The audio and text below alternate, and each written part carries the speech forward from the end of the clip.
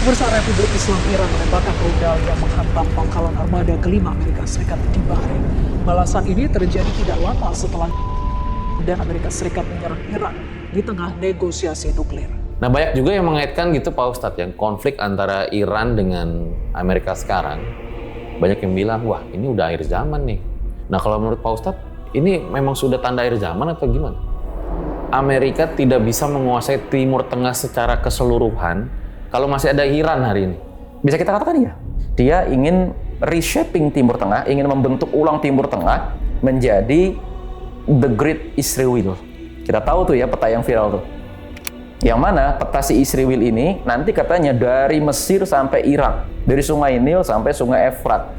Lalu kemudian Sungai Efrat itu adalah salah satu tanda akhir zaman yang nanti bakal ada gunungan emas dari sana dan semua orang berebut. Dari 100 orang, 99 orang diantaranya binasa.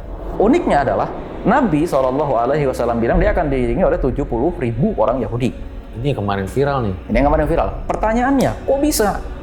Dengan melihat kondisi Iran hari ini gitu, kita berandai-andai, mungkin nggak besok Amerika sama Israel itu nyerang Indonesia? Sangat mungkin.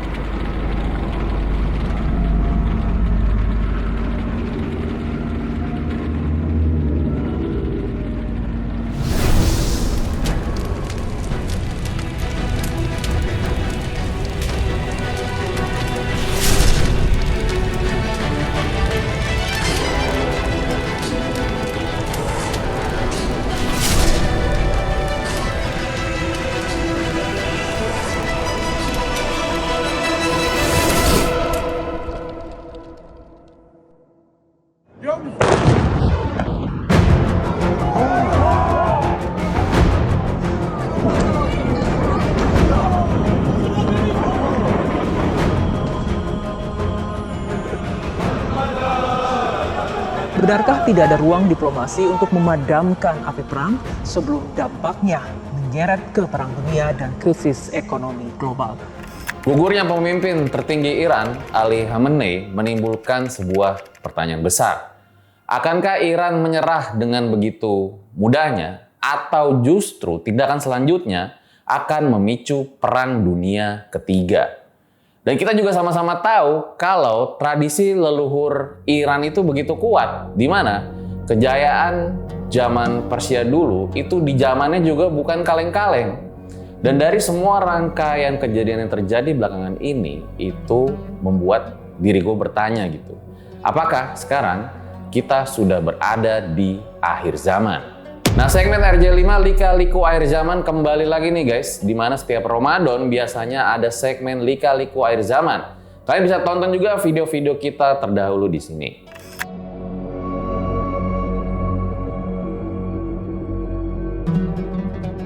Hari ini gue kedatangan seorang Pak Ustadz yang juga merupakan pengamat politik Timur Tengah. Langsung aja kita sapa. Assalamualaikum Pak Ustadz Amar. Waalaikumsalam warahmatullahi wabarakatuh. Terima kasih udah mau hadir di RJ5 Pak Ustadz. Woi, emang udah dari lama mau ziarah ke sini. Akhirnya ketemu sekarang ya. Akhirnya ketemu. Kita langsung aja kali ini Pak Ustadz ya. Iran versus Israel, Amerika, dan bahkan yang terbaru ada Jerman, Prancis, Inggris ingin melawan Iran juga. Sebenarnya apa yang terjadi Pak Ustadz? Nah, ini dia. Kalau ditanya apa yang terjadi, jawabannya rumit banget. Tapi memang dulu semenjak revolusi Iran tahun 78-79 itu menempatkan langsung Amerika sebagai musuh Iran dan sebaliknya. Gitu loh. Iran sebagai musuhnya Amerika. Ini kayak ini deh pokoknya dua titik yang berseberangan udah nggak mungkin enggak gitu loh. Dan kita lihat akarnya nih. Dulu kenapa sih kok Iran tuh tiba-tiba memusuhi Amerika, kan dari situ tuh. Ceritanya dulu itu ada kerajaan Iran, namanya kerajaan Persia baru lah itu bahasanya, yang namanya dinasti Pahlavi. Nah, dinasti Pahlavi ini itu pro banget sama Barat. Dia bahkan sebelum tumbang itu mengadakan perayaan untuk memperingati 2.500 tahun kerajaan Persia. Padahal Nabi SAW tuh pernah ngomong, Persia itu kalau udah tumbang itu nggak akan ada lagi Persia. Gitu loh. Nah, dia alih-alih dia membawa identitas Islam, itu ya, malah si Pahlavi ini membawa identitas kepersiaan dia. Masyarakat kesel. gitu loh. Udah gitu emang diktator-diktatornya juga ada nih orang gitu kan. Akhirnya ditumbangkan saat itu oleh seorang tokoh yang rising star namanya Khomeini. Bukan Khamenei ya. Kalau Khamenei ini yang baru kemarin wafat, kalau yang Khomeini ini yang pendiri dari rezim Mullah Iran atau rezim pasca revolusi Iran. Nah, awalnya itu begitu. Dan dulu Iran itu salah satu negara yang memang punya kedutaan besarnya Israel gitu loh, dan tentu ya masyarakat Iran sama seperti Indonesia, sama seperti masyarakat daerah-daerah lain, negara-negara Islam yang lain, nggak mau kita, masa iya kita buka kedutaan penjajah kayak gitu kan. Dan itu akhirnya membuat masyarakat mencari satu sosok, siapa nih yang bisa memimpin kita nih. Ketemulah sosok Khomeini itu yang kemudian langsung mengubah bentuk Iran dan bahkan Timur Tengah selama-lamanya. Saat itu model revolusinya itu benar-benar revolusi yang nggak terlalu berdarah. Makanya dianggap revolusi Iran itu revolusi yang salah satu revolusi yang paling berhasil dalam sejarah manusia modern bahkan. Gitu ya.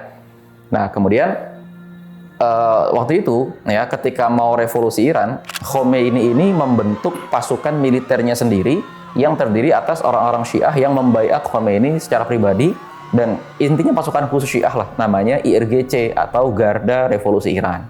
Nah, ketika kemudian Iran tuh berhasil, rezim lamanya berhasil ditumbangkan, yang anggaplah saat itu kemerdekaan lah gitu ya, kemerdekaan Iran, si IRGC ini menjadi pasukan layer satunya Iran, sedangkan TNI-nya, Tentara Nasional Iran yang resminya, itu menjadi layer kedua.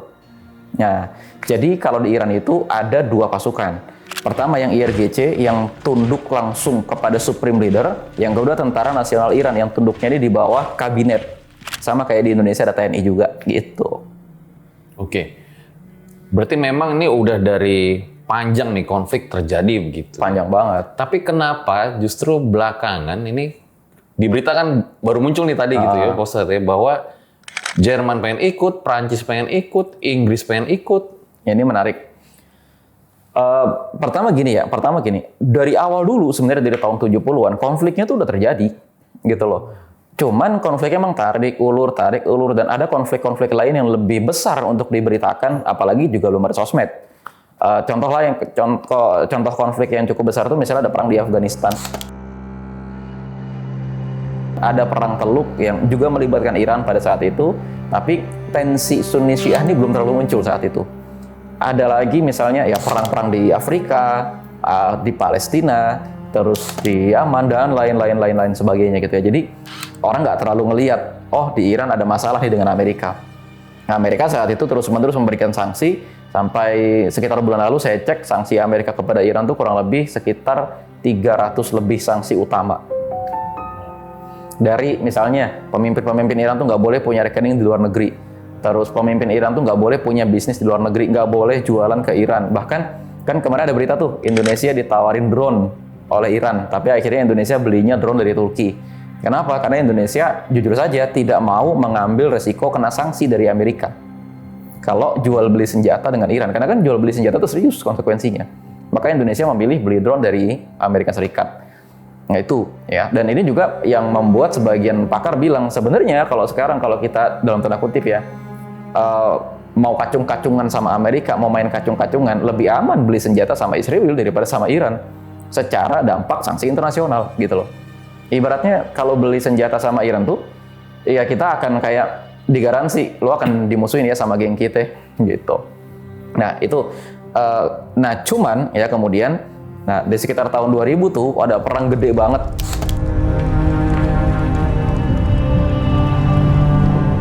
ya antara sama Israel ini, dan saat itu orang-orang teman-teman kita ini nggak punya senjata, jadi ketok-ketok tuh ke seluruh negara Arab. Saat itu sih sebenarnya negara-negara Arab sudah bantu, ada yang bantu dalam bentuk suaka, ngasih, artinya anggota-anggota pejuang tuh diselamatin ke negaranya, ada yang bantu hanya dalam bentuk biaya, ada juga yang bantu dalam bentuk perlindungan diplomatik tuh, artinya kalau mereka kemana-mana paspornya diganti jadi paspor si negara Arab ini gitu loh, bukan paspor si lagi.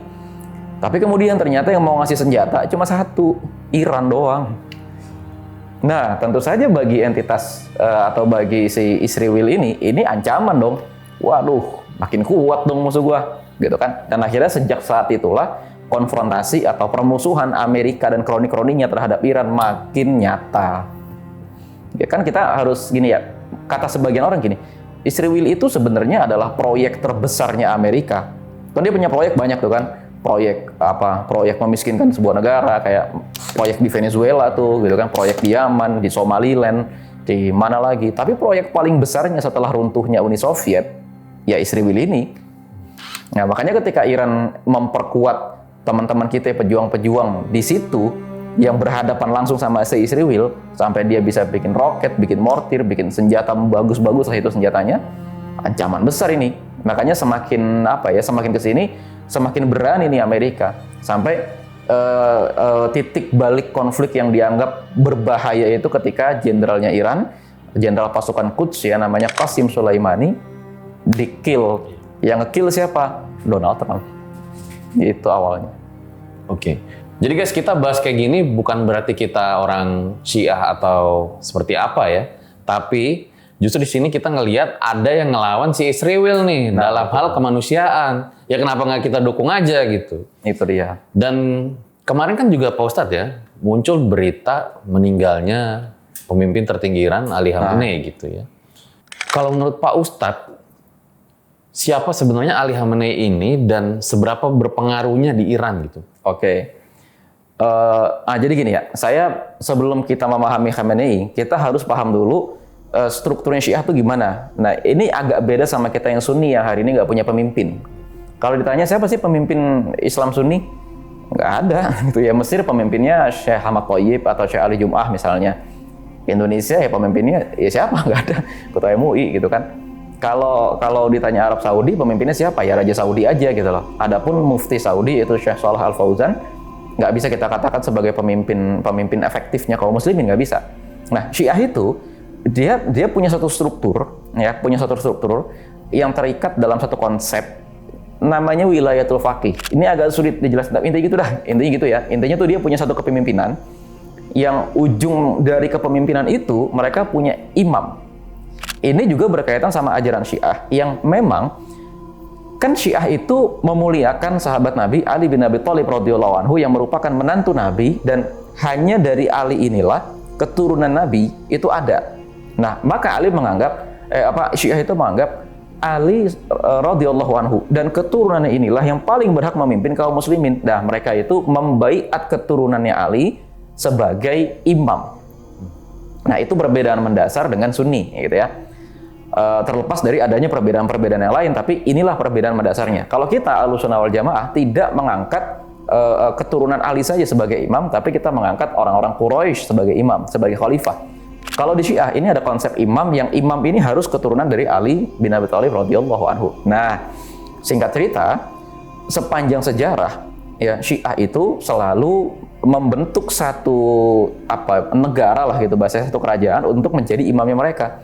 Dulu ada dinasti Fatimiyah di Mesir, itu tahun-tahun 1000 Masehi, 1000 tahun lalu. Terus kemudian ada sekian ratus tahun kemudian karena dinasti Fatimiyah itu dihancurkan, terbentuk lagi namanya dinasti Safawi yang ibu kotanya ada di Iran sekarang.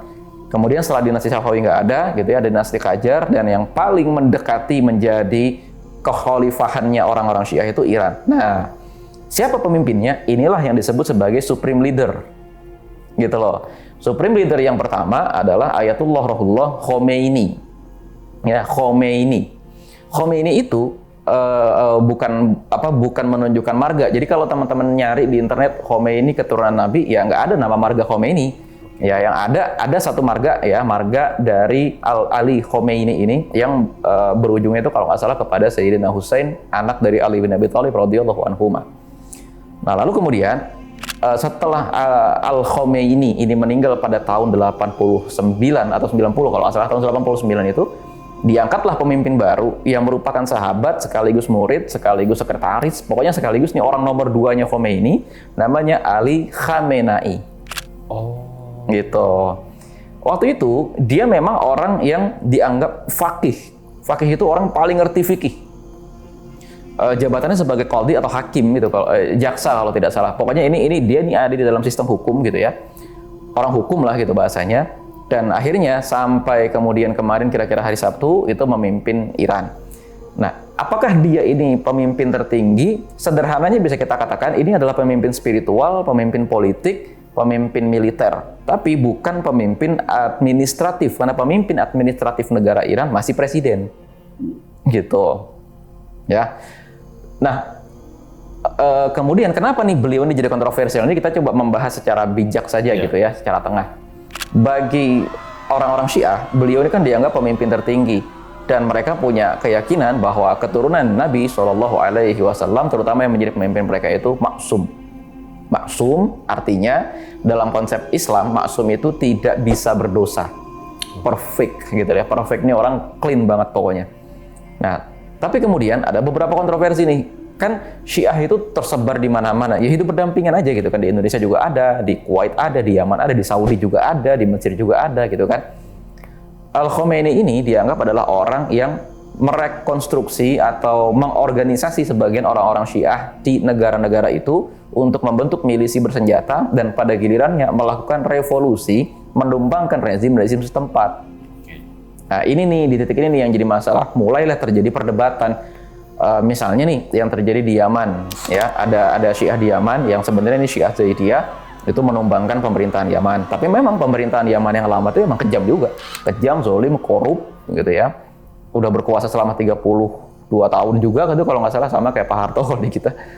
Terus di Suriah juga gitu kan, Suriah itu kan saat itu pemerintahan itu kejam, ya kejam. Terus kemudian Al-Khomeini ini gitu ya memberikan support pasukan apa dan lain-lain sebagainya untuk mempertahankan rezim Suriah itu dari serbuan pemberontak-pemberontak yang sebetulnya si pemberontak-pemberontak ini menginginkan keadilan lah tersebar gitu di seluruh Suriah, tapi ternyata dihadapi dengan kekejaman. Dan saat itu di Yaman ada sekitar 300 ribuan orang meninggal, di Suriah ada sekitar 1 juta orang meninggal dari kedua belah pihak. Inilah kontroversinya kenapa Khomeini bagi sebagian orang-orang Sunni dianggap kejam, berlumuran darah tangan. Gitu. Tapi pengaruhnya berarti sangat besar di Iran. Sangat besar, dan bukan cuma di Iran, di seluruh dunia Islam. Gitu. Karena kan kita nggak bisa keluar dari fakta gitu bahwa Syiah ya bagian dari Islam, gitu loh. Semua ulama tuh mengatakan kita nggak bisa bilang Syiah sesat gitu. Di antara tuh mereka bertingkat-tingkat gitu loh. Bahkan kalau teman-teman belajar di kampus, oke lah kampus Wahabi sekalipun, bukunya orang-orang Syiah juga dipakai. Oh, dipakai juga ya? Iya, dipakai. Terutama dari orang-orang Syiah Zaidiyah, ada Imam As-Sanani misalnya, ada Imam Asy-Syaukani dan lain-lain. Itu kan dari Syiah Yaman, Syiah Zaidiyah itu masih dipakai. Dan memang imam-imam Syiah, imam 12 keturunan Ali bin Abi Thalib itu juga imam kita juga, ulama kita juga, meskipun kita tidak menjuluki mereka sebagai imam dalam tanda kutip politik, tapi dalam hal agama. Jadi guys, bulan Ramadan ini udah masuk di pertengahan, gak kerasa dikit lagi Lebaran. Nah, gue lagi suka-sukanya nih pakai sarung model kayak begini nih guys. Kalian bisa lihat ya, ini sarung model nggak terlalu banyak motifnya, tapi juga ada motifnya. Nah, ini kalian lihat aja langsung nih sarungnya nih modelnya kayak gimana. Udah gitu, kayaknya tuh nyaman, enak lah dipakai buat sholat. Terus kalau misalnya kalian ke masjid, jangan lupa nih bawa sajadah guys, ya. Siapa tahu nggak kebagian tuh ruangannya penuh. Nah, ini sajadahnya. Jadi langsung aja guys. Kalau kalian pengen beli sarung kayak gue nih, model-model kayak begini, sama sajadah kayak gini, langsung aja bisa klik link di bawah.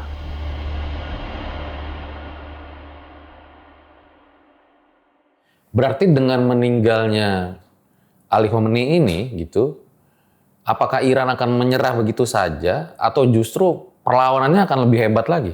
Nah, ini pertanyaan yang menarik nih. Kalau kita melihat Syiah bukan hanya sebagai negara, tapi sebagai ideologi. Syiah sebagai sebuah mazhab dalam Islam, sebagai alasan orang berjuang. Bahkan bukan cuma Khamenei ada atau enggak, Iran ada atau enggak, Syiah akan tetap melawan. Gini, banyak pakar bilang Khamenei dieliminasi gitu ya. Ini adalah garis merah yang nggak akan dilampaui sama Amerika Serikat. Kenapa? Kalau dilampaui oleh Amerika Serikat, ini akan menciptakan kebencian semesta kepada Amerika Serikat, terutama dari orang-orang Sunni sama Syiah, orang-orang Syiah dan Sunni. Akan tetapi ternyata orang nggak nyangka Donald Trump berani. Gitu loh, kok Donald Trump berani menanggung resiko ini? Berarti di luar dugaan sama sekali. Di luar dugaan. Bahkan, ya kan Donald Trump itu memang agak unik ya. Siapa yang menduga kalau dia akan mengklaim sebagai presiden Venezuela? Gitu kan? Di luar dugaan banget, gokil emang nih orang. Gitu loh. Siapa yang menduga kalau dia bakal ngajak Presiden Suriah ketemu di kantornya? Siapa yang, bahkan deh, jangan itu deh, Prabowo, siapa yang menduga Prabowo bakal diizinin balik lagi ke Amerika? Gitu kan? Nggak ada yang nyangka itu.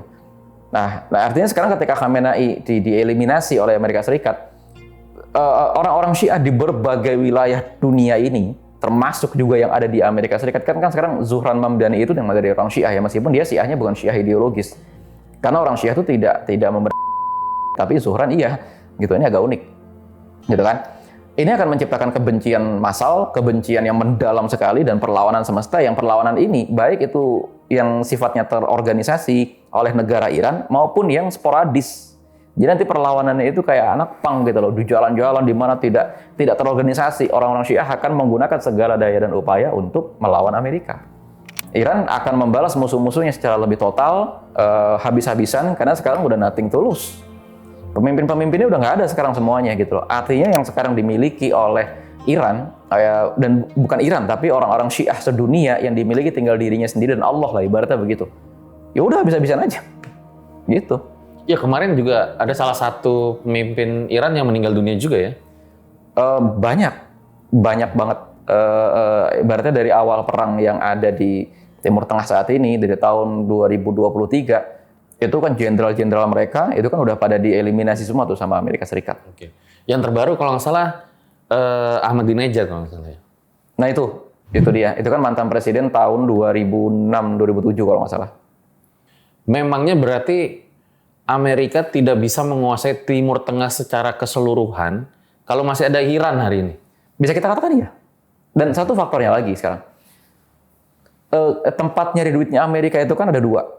Gitu kan. Kalau nggak di Amerika Latin, ya di Timur Tengah. Gitu loh. Sementara Eropa juga sih sebenarnya. Cuman Eropa ini lebih apa ya, sumber daya alam di Eropa itu nggak diambil sama Amerika. Tempat Amerika ngambil sumber daya alam itu di Amerika Latin sama Timur Tengah. Amerika Latin selesai ini urusan. Sekarang tinggal Timur Tengah. Timur Tengah itu ada dua jalan tempat lalu lalang kapal. Pertama di Laut Merah, yang kedua ada di Selat Hormuz. Nah di Laut Merah itu Amerika tuh juga menghadapi orang Syiah juga, ya kan, yang namanya ya pokoknya Syiah di Yaman gitu ya. Kena sensor nanti kalau kita sebut namanya ya. Terus di Laut Merah ini kan Amerika di satu sisi, di Selat Hormuz yang sebelah kirinya dia main proksi, dia bersekutu dengan negara-negara teluk seperti Uni Emirat Arab, Bahrain, Qatar, Kuwait, termasuk juga Arab Saudi. Sementara berhadapan dengan negara-negara itu, di depan, di seberang, ibaratnya kalau kita melihat Pelabuhan Merak, seberang kita itu Pelabuhan Bakauheni, atau kita ngelihat Surabaya, depan kita itu Madura, nah itulah ada Iran langsung. Ada sebuah kota namanya Bandar Abbas. Nah, kota Bandar Abbas dan di seberangnya ada negara Uni Emirat Arab. Ini membentuk semacam gerbang tol di Selat Hormuz. Sekitar 20-25% ekonomi dunia di situ.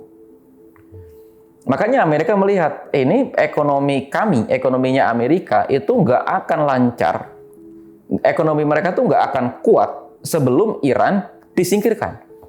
Sekarang pertanyaannya, kenapa Amerika ini butuh uang banyak? Buat apa? Bukannya Amerika ini sekarang sudah cukup kaya kalau hanya untuk survive sebagai sebuah negara?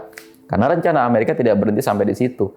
Dia ingin reshaping Timur Tengah, ingin membentuk ulang Timur Tengah menjadi The Great Israel. Kita tahu tuh ya peta yang viral tuh. Yang mana peta si Israel ini nanti katanya dari Mesir sampai Irak, dari Sungai Nil sampai Sungai Efrat. Kalau masih ingat, Sungai Nil itu adalah sungai tempat dihanyutkan Nabi Musa yang mengalir dari surga. Lalu kemudian Sungai Efrat itu adalah salah satu tanda akhir zaman yang nanti bakal ada gunungan emas dari sana dan semua orang berebut. Dari 100 orang, 99 orang diantaranya binasa. Kan gitu. Terus ke selatan sampai The Great Israel ini itu sampai Arab Saudi juga. Dan itu butuh uang. Kenapa? Bakal ada perang. Gitu loh. Nah makanya banyak orang bilang langkah Amerika Serikat ngelepasin Somaliland untuk menguasai Laut Merah, lalu mengacaukan Iran untuk menguasai Selat Hormuz, mencaplok Venezuela. Itu Amerika lagi ngapain sih?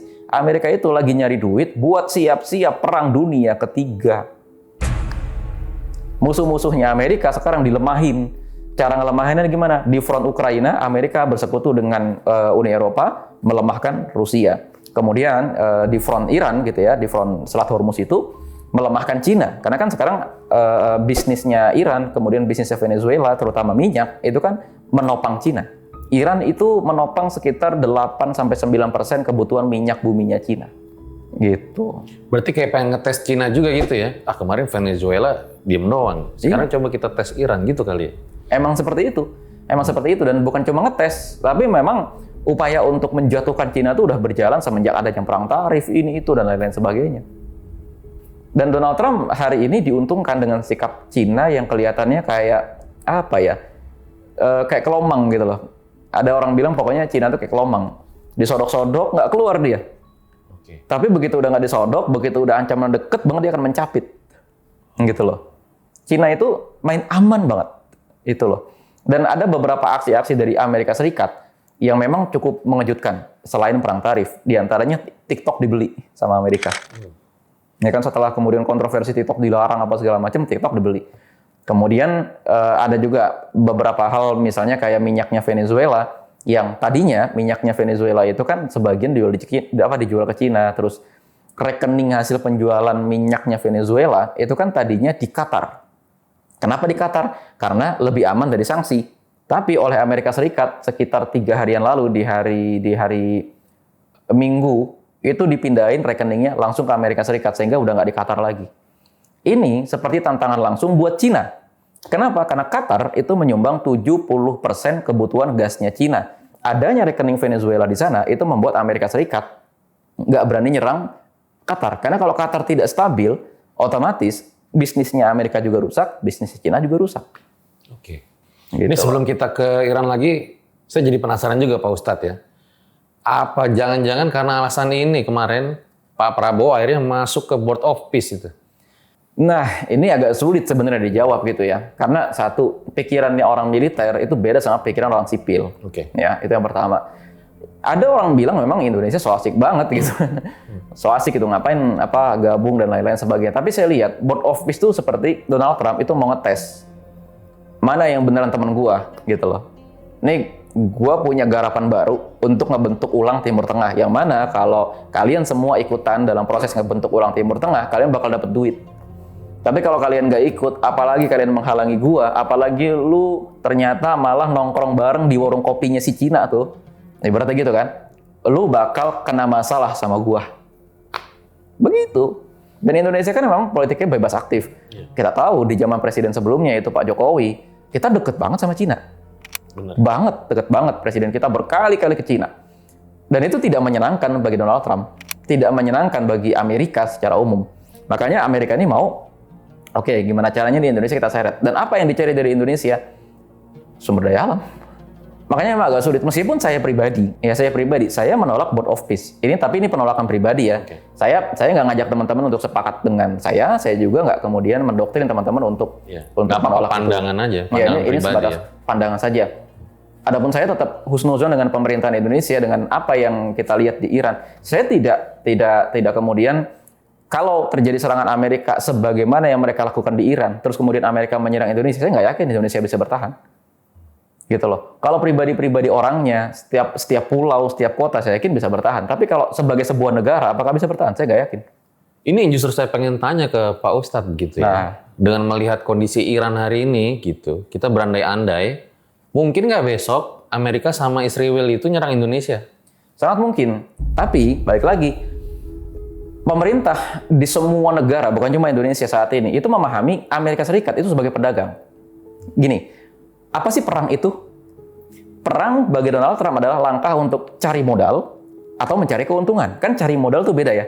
Saat ini, perang untuk menyerang Iran itu dianggap sebagai langkah untuk mencari modal untuk perang selanjutnya yang lebih besar. Apa itu? Perang Dunia Ketiga.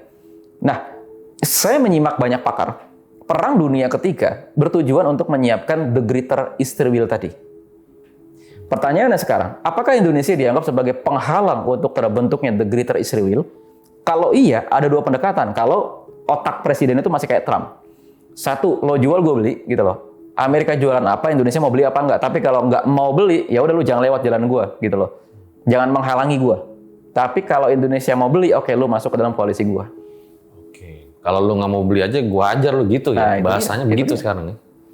Dan kemarin sebetulnya kan, nah ini ya, kalau dibilang misalnya pemerintahan kita terlalu jauh dari Amerika, ini pemerintahan kita tuh juga kayaknya coba ngetes Amerika, tarik ulur.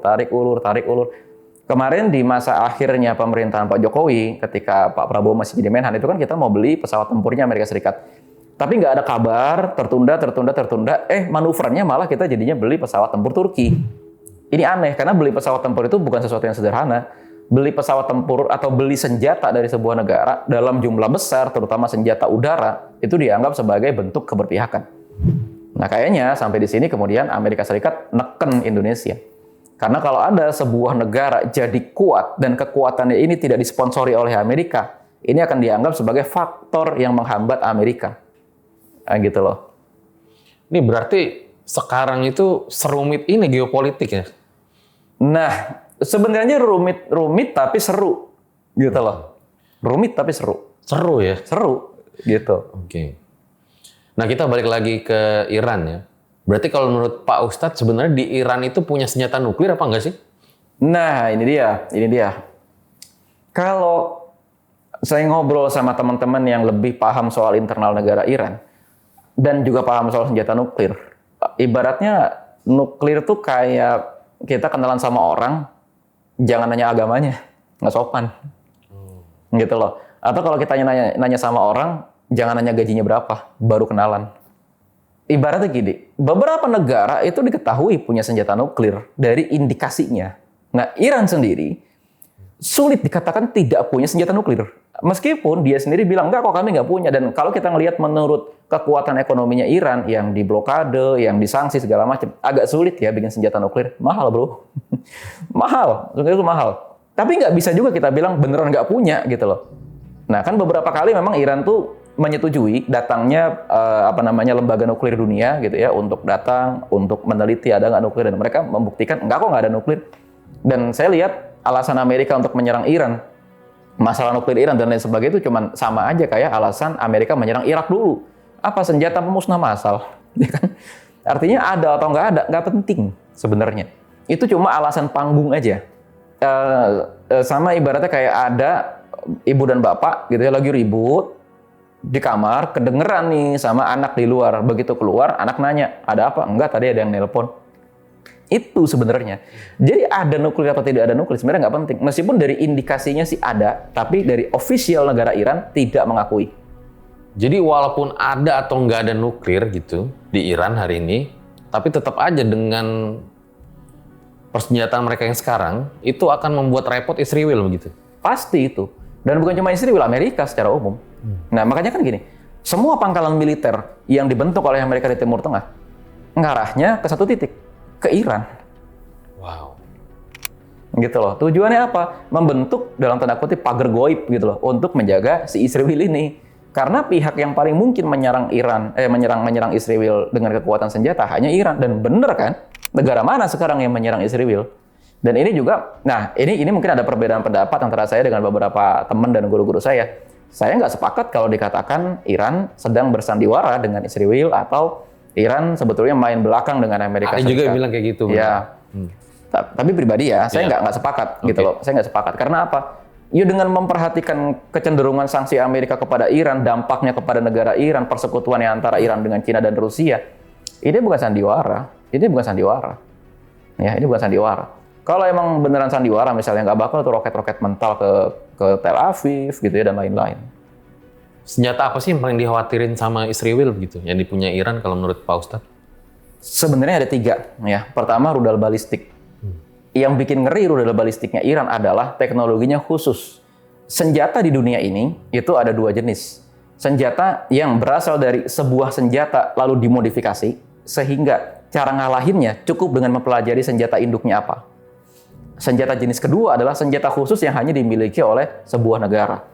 Contohnya Iran itu punya serial roket dari Khaybar, Fateh, terus kemudian Sejil dan lain-lain sebagainya yang ini khas banget Iran. Meskipun ini sebenarnya modifikasi dari roket-roket buatan Rusia, Uni Soviet dulu gitu ya. Tapi yang menjadi khas adalah ditambah dengan hulu ledak yang lebih besar, ditambah dengan kemampuan untuk mengobrak-abrik radarnya Iron Dome dan lain sebagainya. Terbukti sukses hari ini. Dan kalau kita lihat ya, pertunjukan senjata antara Iran dengan Amerika Serikat salah satu tujuan dari Iran adalah membuktikan kepada semua pembeli senjatanya Amerika Serikat. Nih loh, gua dengan senjata murah, dengan senjata dalam tanda kutip buatan sendiri, buatan rumah, bisa kok tembus Iron Dome, bisa kok jatuhin pesawat, gitu loh. Lu nggak usah beli senjata mahal-mahal ke Amerika Serikat. Karena gini, beli senjata sama Amerika tuh sama kayak kita beli iPhone. Mahal, meskipun fiturnya kadang-kadang di bawah Android, tapi yang kita beli apanya? Satu, gengsinya, dua, tongkrongannya, yang ketiga beli ekosistemnya. Itulah senjata Amerika. Sementara kalau kita beli senjata Iran, memang lebih murah, memang lebih multifungsi, tapi kita akan dimusuhin sama semua orang. Gitu loh. Lu pakai senjata Iran ya jelek. Padahal fungsinya lebih kayak pakai iPhone gitu ya. Nah, iya kayak gitu. Lu pakai iPhone lo gitu ya. Iya. Nah, ini sebenarnya yang lebih mengerikan. Nah, senjata yang kedua dari Iran yang cukup kuat adalah drone. Ya, kita tahu drone-drone-nya Iran itu cukup mematikan. Itu kalau nggak salah terakhir itu mengenai salah satu lokasi di Arab Saudi ya, drone-nya tuh hari ini kalau nggak salah. Udah dibantah sama Iran. Oh, udah dibantah, bukan berarti. Arab Saudi mencegah drone Iran yang menyerang kilang minyak terbesar di Timur Tengah milik Aramco di Ras Tanura. Namun Iran membantah militernya telah melakukan serangan tersebut.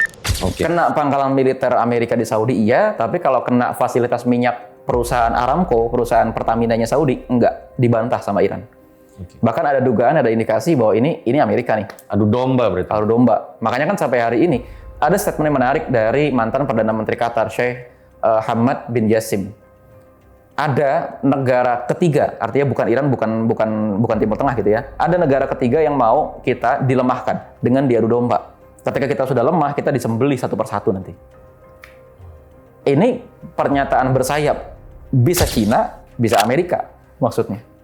Gitu ya.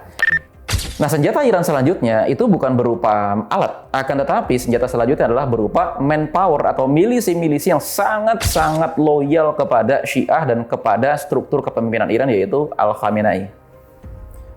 Di Lebanon ada, di Yaman ada, bahkan di dalam negeri Irannya sendiri, di luar IRGC itu ada milisi-milisi yang tidak tergabung dalam tentara, tapi menjadi tentara, dalam tanda kutip tentara cadangan, namanya Basij. Ini kuat banget, berani mati. Oke. Iran juga punya garda khusus tadi ya, Pak Ustadz ya. Garda khusus Iran di mana itu pasukan khusus Syiah gitu. Betul. Apakah pasukan itu juga yang bikin Amerika tuh kayak mikir-mikir mau nyerang Iran gitu? Secara khusus sebenarnya bukan pasukan itu, gitu loh. Karena jumlahnya juga sedikit gitu kan. Terus pimpinan-pimpinannya sudah pada dieliminasi gitu ya oleh Amerika Serikat dari tahun 2000-an awal pun sudah gitu ya. Tapi lagi-lagi ketika Amerika menyerang Iran, sebetulnya yang mereka lawan adalah satu ekosistem besar yang namanya Syiah. IRGC, dan seperti dikatakan para pemimpin Iran, IRGC atau Khamenei bisa aja besok udah nggak ada gitu loh. Besok dilenyapkan bisa. Tapi yang jadi masalah di Syiah itu akan terus hidup. Gitu loh. Syiah itu akan terus ada, mereplikasi dirinya menjadi, dan apalagi ketika jelas-jelas negaranya diserang oleh Amerika Serikat, pemimpin tertingginya diserang oleh Amerika Serikat, dan Amerika Serikat menjajah A, B, C, D di negara lain dunia, wah udah kebencian dalam hati orang-orang Syiah dan juga Ahlus Sunnah lebih besar lagi. Ini jadi ideologi laten. Dan hari ini yang membenci Amerika, ingat, bukan cuma orang Syiah kan? Useless. Di New York, tepatnya di Times Square, pengunjuk rasa juga memprotes serangan Amerika dan Israel yang menewaskan pemimpin tertinggi Iran, Ayatollah Ali Khamenei. Para demonstran long march di jalan-jalan sambil meneriakkan slogan Hands Off Iran dan membawa plakat bertuliskan tolak perang baru Amerika Serikat di Timur Tengah, serta bela hak Iran untuk melawan.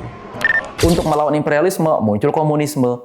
Ya kan? Bahkan di Amerika Serikat sendiri kan muncul aneka-aneka aliran untuk menentang Amerika Serikat. Muncul anarko. Kan tujuan untuk menentang imperialisme dan lain-lain gitu. Jadi nggak akan hilang gitu loh. Meskipun IRGC-nya dilenyapkan, perlawanan nggak akan hilang. Mungkin nggak sih akhirnya Syiah dan Sunni ini bersatu gitu melawan musuh-musuhnya. Tapi kalau kita lihat hari ini, statement-statement dari pemimpin Arab justru mau bantu Amerika begitu. Ini pertanyaan yang ditanya ke ulama aja jawabannya udah beda-beda, tajam lagi perbedaannya ya. Sebagian ulama, ya terutama ulama-ulama Al-Azhar, kemudian juga ulama-ulama Lebanon, Kuwait, Qatar, juga kemudian ulama-ulama Afrika Utara, itu rata-rata menyerukan persatuan antara Sunni dengan Syiah. Nah, tapi ini masalahnya begini nih. Masalahnya adalah ulama-ulama Saudi itu diperangi dan memerangi orang-orang Syiah dalam suatu fenomena sejarah lah gitu loh. di Yaman misalnya, dan memang orang-orang Syiah menyerang Saudi dalam perang Yaman, bukan sekarang gitu, dalam perang Yaman, tembak-tembakan apa dan lain-lain sebagainya, dan baru didamaikan pada tahun 2022 dan 2024 oleh Cina. Ketemu tuh akhirnya Pangeran Faisal bin Farhan, Menteri Luar Negeri, menghadap Khamenei, dan kemudian utusan Iran juga menghadap ke Pangeran Muhammad bin Salman. Saya jujur saja mengharapkan adanya persekutuan politik dan militer. Saat ini kita punya musuh besar. Iya. Meskipun kalau kita bilang kayak gini, pasti akan ada sekelompok orang bilang, wah pro Syiah nih apa dan lain sebagainya. Tapi ayo let's be fair bahwa itulah yang kita butuhkan untuk menghadapi penjajahan di Timur Tengah. Iya. Ini kalau kita pakai bahasa gampangnya dulu ya, kenapa akhirnya misalnya Bung Karno mempersatukan Indonesia karena musuh besarnya kolonialisme saat itu dia musuh besar kolonialisme. Kan tajam kan dulu kan antara orang-orang Islam di Indonesia yang merasa berjuang keras dengan resolusi jihad dan lain-lain sebagainya, dan orang-orang teman-teman kita, saudara-saudara kita orang Kristen yang juga berjuang kan, mereka itu di Papua di mana juga sama-sama melawan penjajah. Tapi ketika orang-orang Islam mau Indonesia berdasarkan Islam, kata Soekarno kan, oh nggak bisa, nanti ribut kita. Akhirnya kan kita ngalah saat itu. Menurut saya itu yang saat ini kita butuhkan. Nah, cuman memang dibutuhkan kerendahan hati, gitu loh. Yang Iran, ya udah dong, gitu loh. Kalian tindak dong orang-orang, oknum-oknum kalian yang masih menghina sahabat Nabi, gitu loh. Yang masih dikit-dikit ngatain orang Wahabi kalau nggak sepaham, dan sebaliknya yang dari Ahlus Sunnah juga. Saya kemarin keceplosan ngomong. Dalam beberapa podcast saya bilang Syiah bukan Islam. Wah, saya ditegur habis-habisan oleh guru saya. Tidak ada satu ulama pun yang mengatakan Syiah bukan Islam. Yang ada adalah Syiah itu bertingkat-tingkat. Bahkan beberapa ulama Syiah, kitab Syiah masih kita pakai gitu loh. Oke, berarti kita aman saja katakan bahwa Syiah itu bagian dari Islam. Hanya saja kemudian ada sebagian golongan Syiah yang sudah sangat berbeda bahkan dengan Syiahnya itu sendiri. Dan upaya persatuan itu sudah dilakukan oleh para ulama gitu ya. Dicoba dilakukan melalui pertemuan di Yordania dan menghasilkan Risalah Aman. Ada sebagian juga ulama yang nggak mau, gitu kan. Di Risalah Aman itu ada dua aliran Syiah yang kemudian masih diakui sebagai bagian dari Islam. Syiah Zaidiyah yang ada di Yaman dan Syiah Ja'fariyah atau Syiah Ithna Asyarah yang mengakui membaiat 12 imam, dan ini adalah mayoritas di dunia ini. Tapi ya sebagian ulama tetap nggak bisa nerima. Gitu. Kita menghormati aja perbedaan kedua pendapat. Itu. Kita balik lagi ke kejadian kemarin Pak Ustadz ya, dengan apa yang terjadi di Iran gitu. Mungkin nggak sih memicu Perang Dunia Ketiga? Ini nih menarik nih. Apa tujuan Perang Dunia? Ada satu goal. Perang Dunia I. Ya, Perang Dunia I tujuannya adalah menata dunia tanpa adanya kepemimpinan Islam. Saat itu Kekhalifahan Utsmaniyah dibabat habis dengan Perang Dunia I. Meskipun Kekhalifahan Utsmaniyah sendiri sebenarnya sudah lemah banget sejak tahun 1900. Adanya Perang Dunia I itu cuma final touch, sentuhan akhir. Kemudian Perang Dunia Kedua tujuannya adalah mengkapling-kapling dunia dan membaginya kepada 5 penguasa dunia saat ini yang memegang hak veto. Oke. Ya kan? Maka Perang Dunia III kalau ada, maka tujuannya untuk menata dunia baru. Kenapa kayaknya bahasan ini kayak jauh banget ya di Indonesia? Karena balik lagi, Indonesia itu negara yang di pojok, gitu loh, tidak terlalu strategis di bumi. Kalau di Asia Tenggara sangat strategis, di Asia sangat strategis, tapi di bumi itu kurang strategis. Dibanding, ya ingat ya, kurang strategis itu ada perbandingannya. Dibanding Timur Tengah, dibanding strategisnya itu dengan Laut Tengah misalnya, dibandingkan dengan posisi Turki, itu kurang strategis Indonesia. Makanya Indonesia tuh cuma disenggol-senggol aja, bukan diserang secara maksimal, gitu ya. Dan yang sekarang ini, saya meyakini bahwa Amerika Serikat tuh lagi nyari modal untuk melakukan perang. Dengan menyerang Venezuela, dia nyari duit. Dengan menyerang Iran, dia berharap bisa menguasai Selat Hormuz dengan melakukan perjanjian-perjanjian negara Teluk, gitu ya. Oh, yang ngomong-ngomong ini juga salah satu perbedaan gitu. Sebenarnya negara Teluk maupun negara-negara Syiah Iran gitu ya, sama-sama anti Amerika. Cuman bedanya adalah ketika Amerika mengancam negara-negara Teluk dan saat itu sedang menghadapi Irak dalam perang Teluk, negara Teluk memilih tidak mau melawan Amerika. Mereka memilih menerima Amerika, bekerja sama dengan Amerika, dan itulah asal muasal kenapa ada pangkalan militer Amerika. Sementara Iran, oh no, nggak bisa gitu kan. Tapi Iran juga ibaratnya butuh kontraktor dong di belakang untuk menjaga. Nah, kontraktor yang dipilih oleh Iran adalah Rusia dan Cina.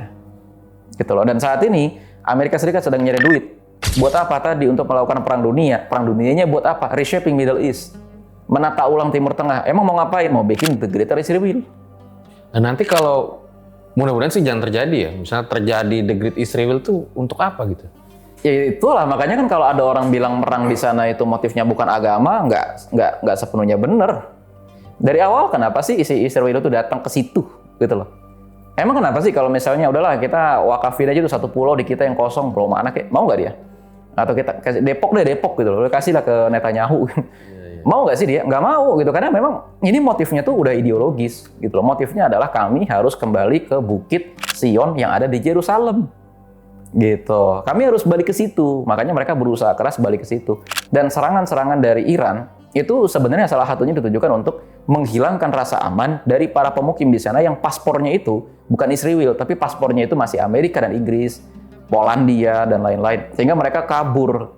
Mereka meninggalkan negerinya sehingga negerinya Israel itu jadi kosong. Nah, orang-orang saudara-saudara kita para pejuang di sana bisa balik lagi, bisa pulang menata kembali. Oke. Berarti kalau sekarang itu belum gitu, tapi sedang menuju Perang Dunia Ketiga. Betul. Tinggal kita lihat nanti pencetusnya apa. Saya kira pencetusnya nanti adalah ketika si Israel merasa kuat, merasa menang di backup sama Amerika, dia mulai menginvasi negara-negara di sekitarnya. Dan per hari ini ada 2 negara tetangganya yang sudah diinvasi, Lebanon dan Suriah. Dicaplok itu pelan-pelan. Ketika mereka akhirnya mulai mencaplok dataran tinggi Sinai, punya Mesir, kemudian mencaplok Yordania, kemudian juga mencaplok Teluk Aqaba yang merupakan juga perbatasan antara Yordania dan Arab Saudi. Disitulah mungkin perang dunia akan terjadi. Atau yang kedua, bisa jadi ketika akhirnya, ini skenario yang saya juga nggak suka gitu ya. Mereka berhasil men-take down Iran dan mendirikan pemerintahan boneka Pahlavi tadi, dan kemudian sepenuhnya menguasai perdagangan di Selat Hormuz. Saya yakin akan terjadi perang dunia. Oke. Berarti kalau nggak salah dulu Gaddafi itu pernah ngomong ya gitu ya. Ini bahasanya kurang lebih kayak gini ya. Pemimpin Arab kalau kalian hanya diem doang gitu, suatu saat ya kalian hanya menunggu aja waktunya kalian tuh kapan akan tiba gitu. Betul. Dan itu sudah disadari sebetulnya. Omongan kayak gitu tuh bukan cuma oleh Muammar Gaddafi sebetulnya, tapi oleh para pemimpin Arab sebelum generasi yang sekarang udah pada ngomong kayak gitu. Jadi udah dari dulu ya? Udah dari dulu. Makanya kan ada muncul kritik kepada pemimpin-pemimpin Arab hari ini. Ketika mereka bersekutu dengan Amerika Serikat dulu. Ini menghasilkan pemimpin atau calon-calon pemimpin Arab, pangeran-pangeran Arab, nggak cuma Arab Saudi ya, Qatar, Kuwait, Uni Emirat, segala macam, mereka yang terbiasa hidup dalam kemewahan istana. Mereka terbiasa hidup dalam kemapanan, sehingga mereka akan menganggap apapun yang mengancam uang mereka sebagai ancaman. Termasuk diantaranya adalah seruan untuk berjuang melawan penjajahan. Bagi mereka dianggap sebagai ancaman. Suhunya tuh nggak sama gitu loh. Penjajahan apanya orang gua hidup kaya dengan berdamai dengan Amerika Serikat, gua nggak merasa dijajah. Suhunya tuh beda antara penduduk Uni Emirat Arab, penduduk Qatar, Kuwait, Bahrain yang kaya karena bersekutu dengan Amerika Serikat. Ibaratnya gitu, nggak nyampe, gua nggak relate kalau lu bilang Amerika tuh ngejajah gitu loh. Tapi kita lihat di Syam, di Suriah, di Lebanon, kita tahu ya di sekitaran Baitul Maqdis, kemudian di Yaman, di Afrika, itu semua gara-gara siapa? Gitu loh. Oke. Tapi mungkin nggak nih rezim Syiah di Iran nih bakal tumbang itu Pak Ustadz? Sangat mungkin. Sangat mungkin? Sangat mungkin. Gini, kalau kita mau objektif, saat ini memang rezim Iran sudah sangat lemah. Bukan secara ideologis, bukan secara mental ya. Hitung-hitungan di atas kertas. Ya, sudah sangat lemah. Pemimpin-pemimpin mereka itu sudah dieliminasi. Termasuk yang mengejutkan Khamenei. Itu berani-beraninya gitu loh, berani-beraninya. Sehingga akhirnya sekarang aja itu butuh waktu lama loh untuk memilih supreme leader. Orang-orang di Iran pun bertanya-tanya siapa yang berhak memimpin kita, siapa yang bukan cuma berhak tapi kemudian segarang dan sekuat Khamenei di hadapan Amerika. Kandidat paling kuat diantaranya anaknya, Mujtaba Khamenei, tapi wibawanya tidak sekuat ayahnya. Dan pengalamannya pun juga tidak sebesar ayahnya. Yang kedua, senjata-senjata Iran. Kalau kita perhatikan serangannya Amerika kan dilakukan dalam gelombang-gelombang dalam jangka panjang. Tujuannya apa sih? Untuk mengosongkan senjatanya Iran. Misalnya gini nih, kita ribut nih, misalnya gitu, kita ribut. Saya akan menakar, ini kira-kira Bang Fajar duitnya dapat dari mana ya? Nah, Amerika tuh mikir kayak gitu, ini Iran duitnya dari mana nih? Oke, dari pos A, pos B, pos C, pos D. Sebelum kita langsung serang tek si Irannya ini nih, kita kan serang dulu pos A, pos B, pos C, pos D, sehingga duitnya itu pelan-pelan dari sini hilang, dari sini hilang, dari sini hilang, dari sini hilang. Udah duitnya selesai, senjatanya nih. Gudang senjata di sini. Kalau kita lihat tembak-tembakannya Amerika ke Iran kok menyerang ini ya, tanah-tanah kosong gitu ya. Itu sebenarnya yang diserang adalah bunker-bunker atau gudang bawah tanah tempat nyerang senjata Iran. Makanya ketika terjadi ledakan roket Amerika Serikat, kok ledakannya gede banget ya. Itu roketnya Iran juga di bawah tanah yang meledak. Tapi kalau gini, Iran bisa bertahan kalau kondisi ini tercapai. Satu, soliditas internal dalam negerinya itu masih cukup kuat. Artinya antar pemimpin negara itu tidak ada yang tiba-tiba tusuk dari belakang kudeta. Karena sekarang IRGC pun sangat lemah, gitu ya. Dan proksi-proksinya di Yaman dan di Lebanon dalam kondisi disibukkan dengan masalahnya sendiri hari ini. Kondisi yang kedua adalah kalau tiba-tiba Rusia dan Cina memang akhirnya secara militer take over, ngebentengin, ngejaga, sehingga Amerika akan berhadapan-hadapan langsung dengan dua negara itu. Seenggak-enggaknya ini akan memperpanjang usia Iran dalam tanda kutip sebagai sebuah negara. Kita nggak lagi bilang Syiahnya ya, kita bilang Iran sebagai sebuah negara. Karena kalau Syiah dengan atau tanpa Iran sepanjang sejarah terus ada dia itu. Tapi kita juga tahu ya bahwa Iran sebagai pewaris dari Persia begitu ya. Dulu Persia dengan kejayaannya gitu. Apakah sedikit banyak itu mempengaruhi juga mental Iran gitu yang kalau dari statement-statementnya kan sangat lantang kepada Amerika gitu. Oke. Ini kita memang harus ngobrol sama orang Irannya. Ya, saya pernah ngobrol begini. Apakah kemudian Iran hari ini, terutama rezim Khamenei adalah kelanjutan dari Persia? Jawabannya di luar dugaan. Syiah ini kan bagian dari Islam. Nah, di dalam Islam akan ada satu hadis dari Nabi yang mengatakan gini, nanti di akhir zaman, gitu kan, artinya setelah masanya Nabi SAW, Romawi akan lenyap dan tidak akan ada lagi Romawi lagi setelahnya. Persia akan lenyap dan tidak akan ada lagi Persia setelahnya. Dan benar saja, gitu kan, yang nggak ada lagi Persia sampai hari ini. Yang tersisa hanya bahasanya, itu pun bahasa Persia modern udah beda banget sama bahasa Persia kuno. Satu. Yang kedua, Al-Khamenei atau Syiah itu tidak kemudian menghubungkan dirinya dengan Persia. Karena apa? Dengan mereka menempatkan Ahlul Bait sebagai pemimpin, itu aja sudah merupakan tantangan terbuka kepada Persia, gitu loh. Sudah merupakan sebuah antitesis dari Persia, udah gak relevan, karena Islam menghapus itu semua. Justru ya rezim sebelumnya, yaitu rezim Pahlavi, kan tadi sebelum tumbang dia mengadakan peringatan 2.500 tahun Persia, yang itu justru menuai kritik dari ulama-ulama Syiah sendiri. Buat apa kita merayakan Persia gitu loh? Di Iran kita nggak akan pernah mendengar sesama orang Syiah tuh ngomong ini Syiah tuh gini. Enggak, Islam yang mereka omongin gitu loh. Islam, mereka ngomongnya Islam gitu loh. Dan Islam sudah nggak lagi bawa-bawa masalah jahiliyah seperti Persia dan Romawi gitu loh.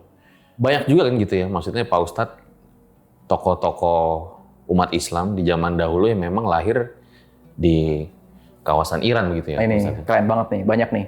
Iya, yang paling terkenal kan diantaranya sahabat Nabi, yaitu Salman Al-Farisi radhiyallahu anhu. Ya kan, ini juga tokoh besarnya orang Iran. Dia adalah salah satu pangeran dari dari bangsawan Persia saat itu. Terus salah satu istri Ali bin Abi Thalib radhiyallahu anhu, itu juga merupakan putri Persia yang saat itu ditawan oleh orang-orang Islam tapi dimuliakan dengan dinikahi oleh para sahabat Nabi. Terus kemudian ada banyak banget ulama-ulama, diantaranya kalau masih generasi salaf ya. Bukan salaf, ini udah bukan 3 generasi awal, tapi generasi keempat dan kelima, ada Imam Muslim. Kita kan kalau belajar agama tuh dari Quran. Ya. Nah, terus Nabi Muhammad SAW tuh ngejelasin Quran tuh gini dalam bentuk perbuatan beliau kayak apa, perkataan beliau kayak apa. Nah, itu bentuknya tuh hadis. Nah, kitab hadis ini itu dikumpulin sama orang, kitab hadis yang paling bagus itu Imam Bukhari, tapi yang paling bagus kedua itu Imam Muslim. Dari mana beliau? Dari sebuah kota namanya Nisapur atau Naisabur, itu di Iran. Oh, saya baru tahu nih Imam Muslim ternyata dari Iran ya? Dari Iran. Oke. Gitu. Terus yang paling terkenal dalam dunia Islam, Imam Ghazali rahimahullah, itu dari kota Tus, itu di Iran juga. Itu penulis kitab Ihya Ulumuddin, yang hari ini Imam Ghazali adalah ulama paling berpengaruh di Indonesia. Meskipun pada akhirnya memang beliau kan menetap di kawasan Syam ya, di Suriah, di Baitul Maqdis gitu ya, di yang kemudian keliling ke berbagai negara gitu kan. Tapi memang beliau adalah orang Tus, aslinya orang Iran.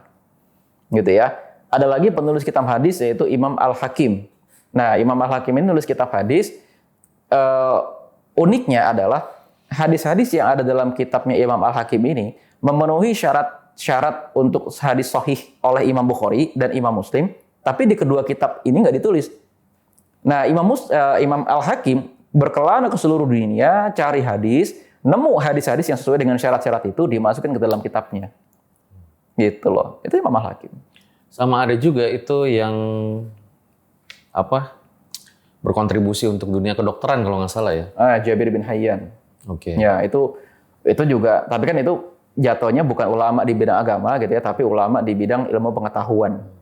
Dan banyak banget sebenarnya kalau kita ngelihat di zaman Abbasiyah atau di zaman-zaman di zaman Utsmaniyah, dari kota Roy, Isfahan, bahkan gini, salah satu bapak literasi dunia ya, itu ada namanya Al-Isfahani. Nah, nanti kita ngebahas nih akhir zaman nih, karena Iran kayak Suriah dan Saudi juga disebut-sebut dalam hadis akhir zaman. Tapi apanya ntar. Gitu ya. Tapi dari kota Isfahan itu banyak banget muncul ulama-ulama literasi yang dia itu, bayangin, ulama-ulama di zaman kejayaan Islam dari Iran itu banyak banget nulis judul-judul buku yang diterbitkan dalam dunia Islam di bidang sirah ini, di bidang fikih ini. Dan itu tebel-tebel banget. Gitu loh. Buku tentang judul-judul buku, bayangin. Iya. Makanya ini mudah-mudahan dengan para lang Erjal Satsat nonton jadi tahu ya, ternyata kontribusinya dari dulu sangat banyak. Sangat gitu. banyak. Dan balik lagi maksudnya bukan kita sia gitu, tapi kita menilai sebuah hal itu secara objektif gitu. Nah, banyak juga yang mengaitkan gitu Pak Ustadz, yang konflik antara Iran dengan Amerika sekarang. Banyak yang bilang, wah ini udah akhir zaman nih. Banyak yang bilang, gue masih jomblo bagaimana nih gitu. Nah, kalau menurut Pak Ustadz, ini memang sudah tanda akhir zaman atau gimana?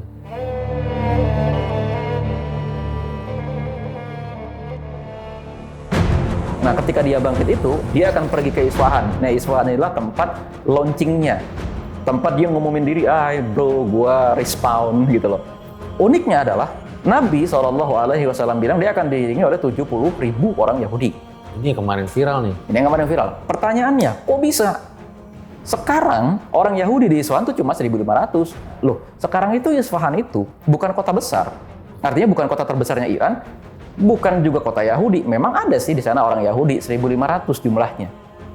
Berarti kemungkinan besar perang ini bisa jadi tujuannya adalah Amerika mau take over daerah itu. Kemungkinan besar nanti Iran akan dibelah 2 atau 3. Nah, salah satu belahannya itu akan diambil oleh orang-orang Amerika Serikat atau Israel untuk kemudian mendirikan base bagi mereka menyambut Mesiahnya mereka yang kita sebut sebagai Dajjal.